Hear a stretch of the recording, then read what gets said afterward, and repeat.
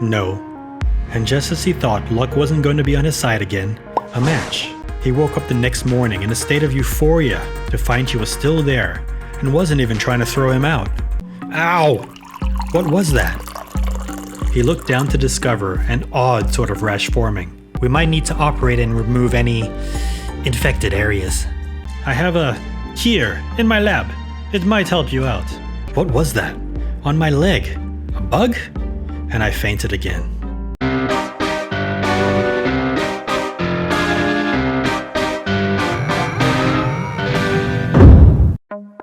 SCP-150 is an obligate parasite that resembles the tongue-eating louse Cymotria exigua, but is adapted to form conjunctive symbiotic relationships with humans for a period of its lifespan.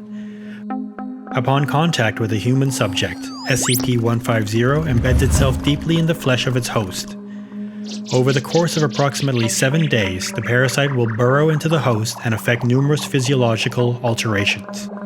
The most glaring alteration is the gradual conversion of the limb nearest the infection site into a chitinous appendage. As SCP-150 consumes the host's flesh, it excretes tissue that replaces and augments the functionality of the host's limb without causing transplant rejection. It is suspected that SCP-150 is able to secrete anesthetic and immunosuppressant substances to prevent the host body from responding to the change.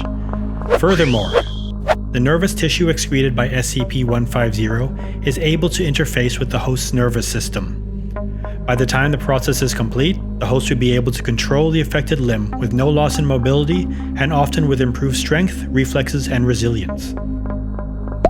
For a period of 1 to 2 weeks, SCP-150 will reproduce, feeding on nutrients from and depositing eggs into assimilated blood vessels. The eggs are deposited throughout the human body via the bloodstream. While the vast majority of them die off, enough survive to begin colonizing and altering the rest of the host's body. Though subjects report discomfort and occasional loss of motor control during this process, they often will not recognize the cause of said discomfort. It is still unclear why the offspring do not compete with each other for space or resources, nor how the assimilation process leaves the body's cell-signaling mechanisms and processes unaffected. SCP-150 reproduces during this assimilation process. As the lungs are assimilated, more eggs are produced and spread by the patient's coughing. Although as many as 10,000 eggs may be produced during this time, it is estimated that only 1% of them find their way into another host, of which 1% survive the host's immune response and implant successfully. Although SCP-150 inevitably results in the assimilation and alteration of the central nervous system, including the spinal cord and brain, the host's consciousness and behavior are seemingly unaffected. Interviews with subjects infected by SCP-150 have yielded little information, as infected subjects unaware of SCP-150 claim to sense no change or improvements in certain senses and faculties. While subjects aware of the infection are able to pinpoint the source of the change, they exhibit little to no negative feelings and often express positivity towards it. Special containment procedures. SCP-150 patients kept for study should be contained in Level 3 biohazard containment cells, with no more than 1 instance per cell. Cultures of SCP-150 are contained in vacuum-sealed glass flasks in the Site-42 Infectious Materials Lab. Standard pathogen handling procedures should be followed at all times. Any instances of SCP-150 found outside of containment are to be incinerated. He looked at his phone, wondering if today would finally be the day that he'd get that match. No.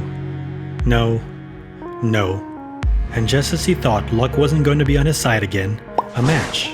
Not just any match either. She was easily a 10 out of 10.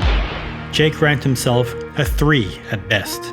Immediately, those familiar thoughts of self-loathing started. It's a bot. She's a prostitute.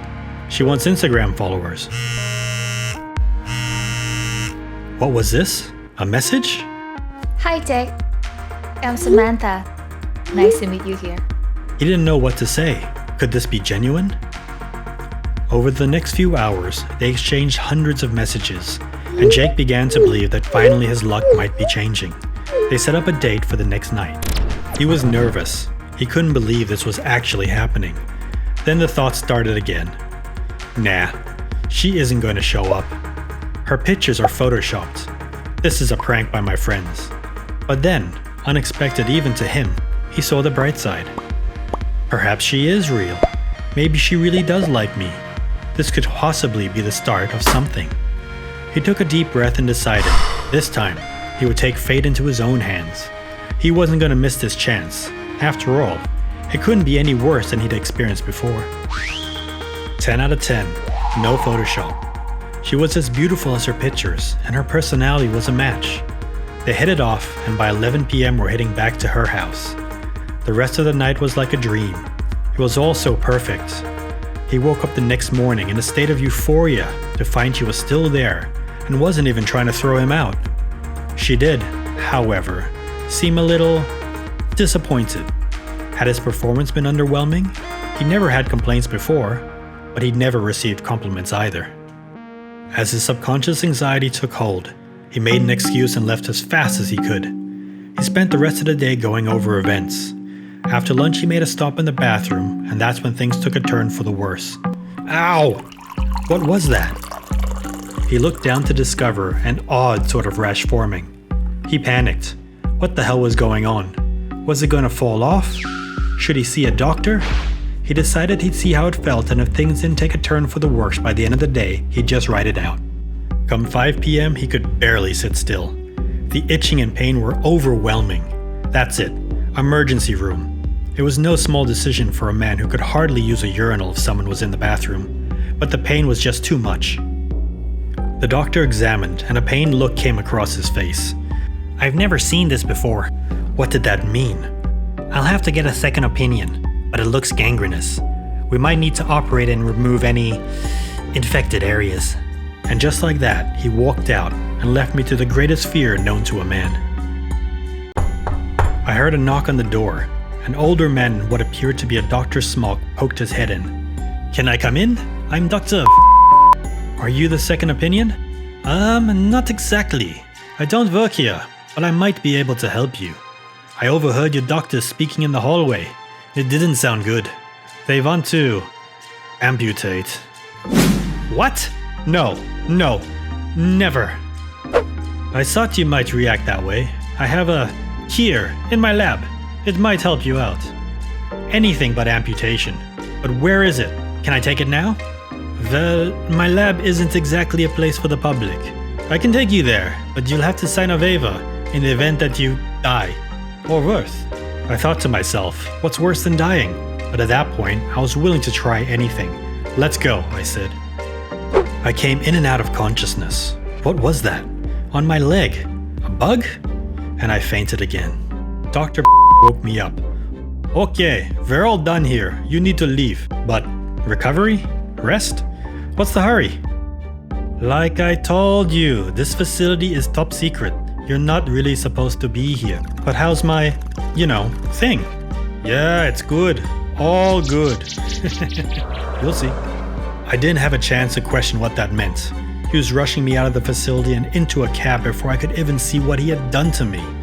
Though now that I had a moment to think, I wasn't in any pain, and nothing was itchy.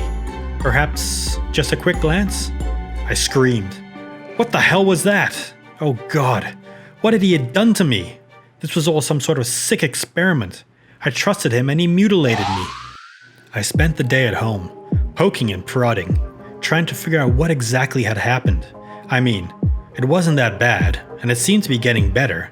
In fact, it seemed to be getting a whole lot better. After a week had passed, the differences weren't really noticeable, except in a good way. A big way. I called Samantha up, and after some persuasion, she agreed to see me again. I had to test this thing out, and after my previous performance, I didn't think it could go any worse. The next morning, I woke in her bed.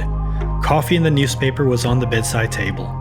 She leaned in for a kiss, her face glowing. I might be a 3 out of 10, but thanks to Dr. and his little bug, I'm no longer a disappointment at least.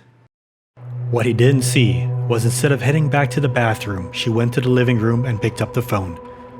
Dr. Yes, the experiment was a success. SCP-150 regenerated and improved the tissue damage. Recommend we move on to phase 2. The car accident is ready to proceed as planned. He's completely unaware.